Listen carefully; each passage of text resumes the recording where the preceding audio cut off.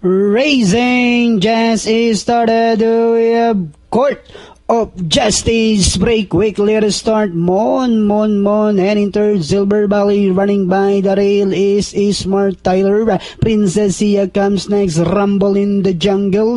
While Gintong Pilak is the early trailer by about 10 lengths of the leader. Half-mile distance they traveled.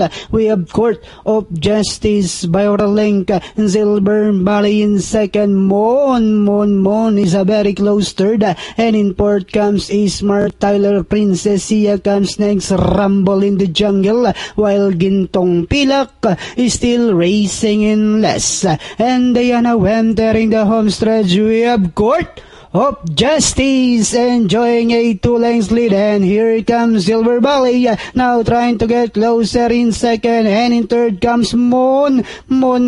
Then next on line is Smart Tyler with about 150 meters more to run. Court of Justice, Silver Valley is down on the inside. Court of Justice, Silver Valley now takes command, entering the finish line. The program opener belongs to Silver Valley. Second, Court of Justice, Mon, Princess Sia, Smart Tyler. Okay. 4-2-6-1